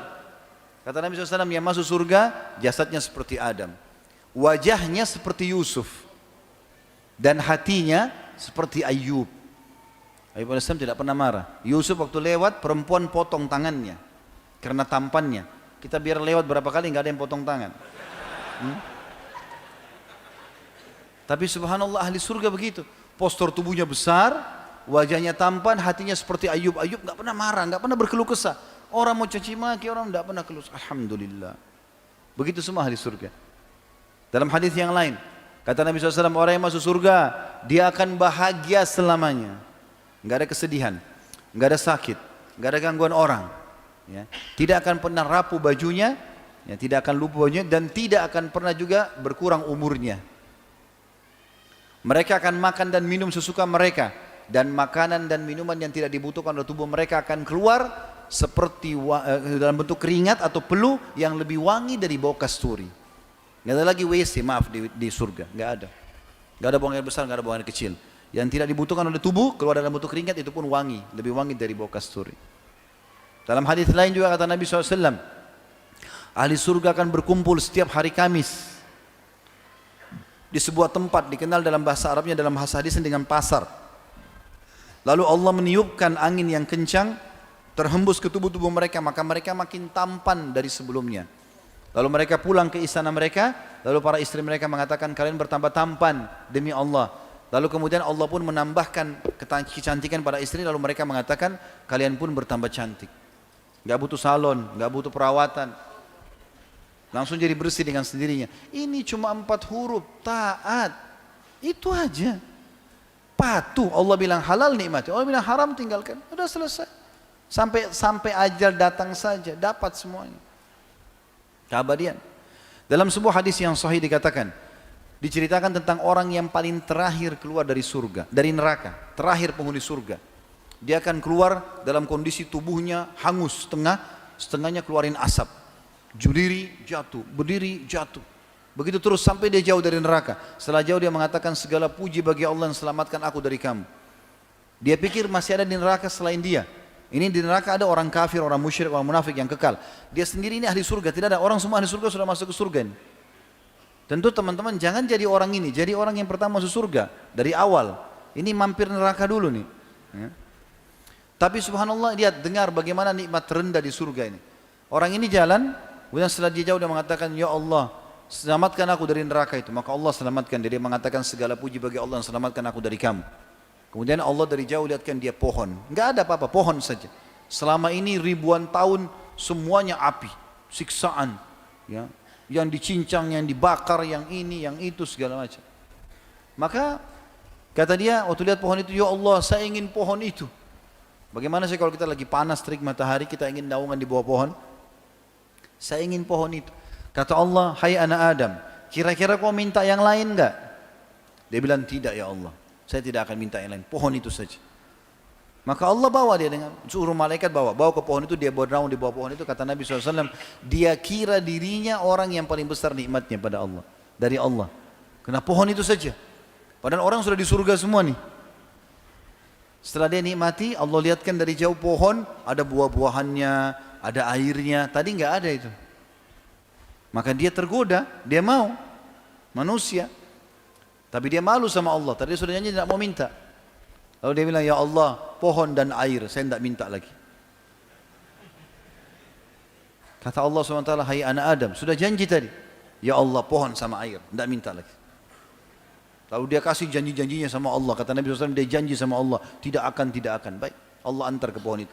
Dia nikmati buahnya, dia mandi di airnya, segar. Dia anggap nikmat, dia adalah hamba Allah yang paling besar nikmatnya. Dari kejauhan setelah itu Allah bukain pintu surga, gerbangnya. Kecium bau wanginya. Dia lihat orang pakai baju sutra, dayang-dayang, pohon-pohon yang indah. Dia mau minta sama Allah, dia malu. Sudah janji tadi. Tapi ini surga, kalau dia bilang, ya Allah surgamu, saya enggak minta yang lain. Kata Allah, hai anak Adam, enggak ada yang memuaskan kamu. Apa kau mau aku berikan kamu seperti yang dimiliki oleh raja terkaya dunia? Sekarang saya akan masukkan kau ke surga ini, surga permintaanmu. Tapi aku kasih kamu yang seperti dimiliki raja terkaya dunia. Tahu siapa ini teman-teman? Sulaiman alaihissalam. Kalau kita bilang raja terkaya di dunia, Sulaiman AS bisa suruh jin, bisa bicara sama hewan, istananya dari kaca, luar biasa. Enggak ada raja seperti Sulaiman. Sampai kata Nabi SAW, Sulaiman telah minta kerajaan tidak boleh orang sebelumnya dan sesudahnya. Kata Allah SWT, hai anak Adam, maukah kamu? Aku berikan kau yang dimiliki raja terkaya dunia. Dia bilang, raditu ya Rabb, aku ridho. Jangankan begitu, masuk surga sudah cukup, apalagi dapat yang terkaya raja dunia. Ya. Maka Allah bilang, wala kamithluhu, kau akan dapat dobelnya. 2 kali lipat. Maaf. Lalu dia mengatakan, raditu ya Rabb, aku ridho hai Tuhanku. Allah lagi bilang, wala kamithluhu, kau akan dapat lagi yang dobelnya. Terus saja dia mengatakan raditu, Allah juga mengatakan dan kau akan dapat semisalnya sampai 10 kali lipat.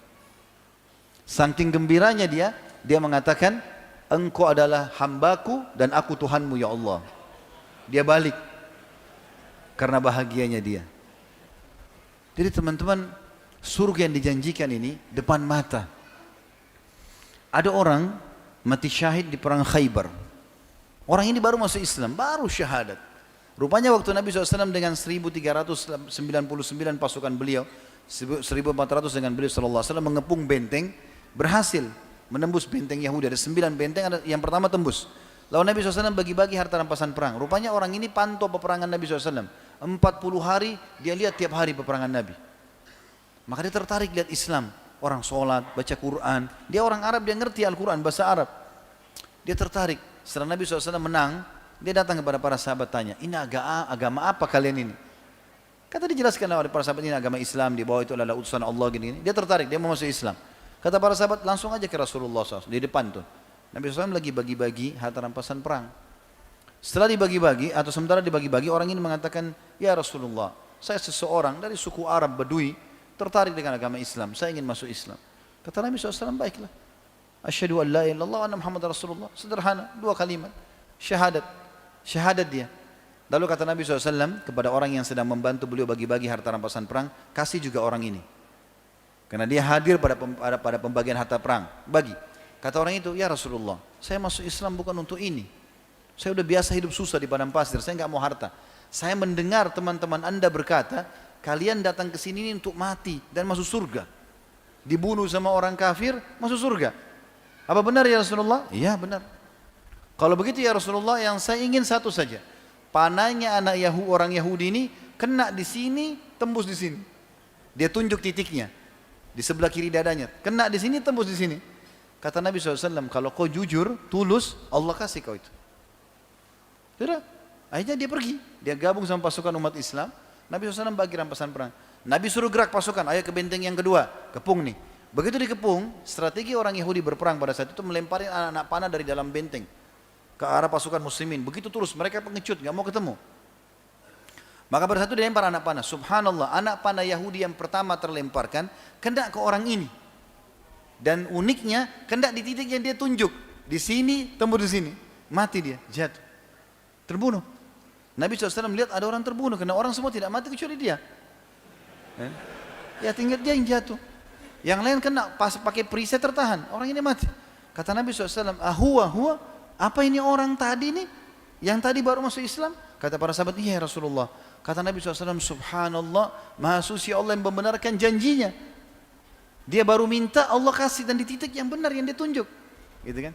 Lalu apa kata Nabi SAW? Siapa yang ingin melihat penghuni surga yang belum pernah sujud sekalipun, ini orangnya.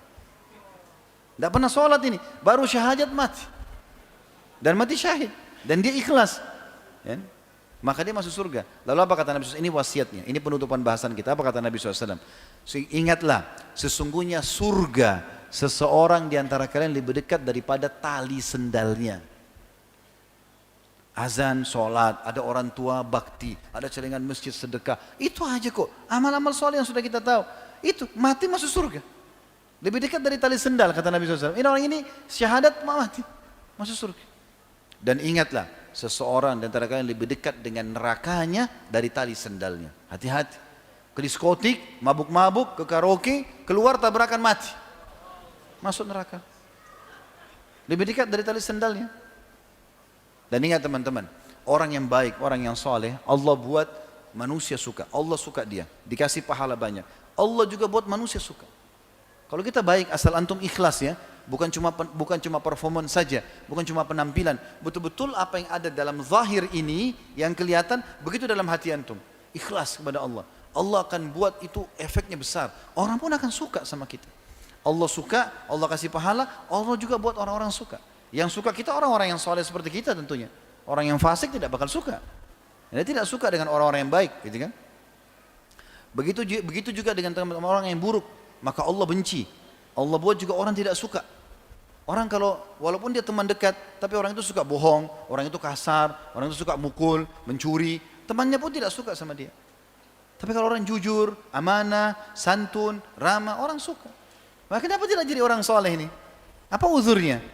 Dan kenapa harus menjadi orang buruk? Untuk apa? Ingat, peringatan sudah sampai ke Bapak Ibu sekalian. Allah Subhanahu wa taala akan minta pertanggungjawabannya teman-teman. Maka ambil ilmunya, amalkan. Semoga insya Allah kita menjadi orang-orang saleh dan ditutup dengan husnul khatimah. Baik, begitu saya teman-teman sekalian.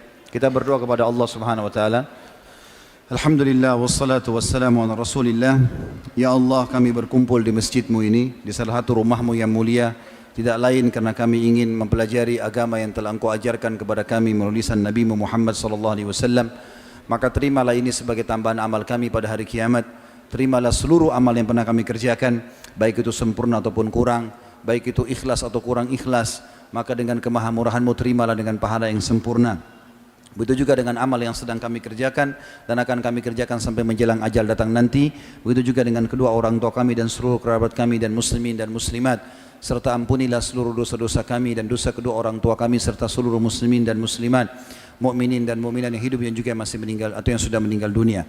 Ya Allah, kami mohon kepada-Mu agar Engkau menjadikan negeri kami Indonesia negara yang aman, tentram, damai, seluruh umat Islam di bawah naungan ukhuwah Islamiyah, diangkat perselisihan di antara mereka, dan dalam ibadah semoga mereka semua kembali kepada wahyu Al-Quran dan Sunnah. Dan semoga ya Allah kami menjadi contoh bagi umat Islam yang lainnya dalam ketaatan, dalam menjalin ukhuwah dan juga dalam ibadah. Dan karuniakan kami pemimpin-pemimpin muslim yang adil, yang kembali kepada Al-Quran dan Sunnah. Dan juga mudahkanlah agar utang-utang negara kami dilunasi, serta bukakanlah seluruh rezeki negeri ini dari seluruh penjurunya. Dan ya Allah, tolonglah saudara kami di Palestina, di Syria, di Yaman, di Irak, di Myanmar, di Ahsa, dimanapun mereka berada sedang tertindas. Ya Allah, ikhlaskan niat mereka, terima para syuhada mereka, muliakan Islam di tangan mereka dan tangan kami semua, serta ikut sertakan kami bersama mereka di pahala, baik dengan doa, dengan harta, juga dengan jiwa kami.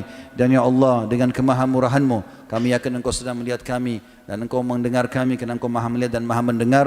Agar Engkau menyatukan kami semua yang hadir di sini, yang mengikuti acara kami live, dan juga yang mengulang-ulangi ceramah ini, agar disatukan semua di surga Firdaus-Mu tanpa hisab. Mana Engkau sedang kami di majlis ilmu yang mulia ini. Rabbana atina fid dunya hasanah wa fil akhirati hasanah wa qina adzabannar wa adkhilnal jannata ma'al abrar ya aziz ya ghafar ya rabbal alamin. Wa sallallahu nabiyana Muhammadin walhamdulillahi rabbil alamin. Subhanakallahumma bihamdika asyhadu an la ilaha illa anta astaghfiruka wa atubu ilaik. Wassalamu alaikum warahmatullahi wabarakatuh.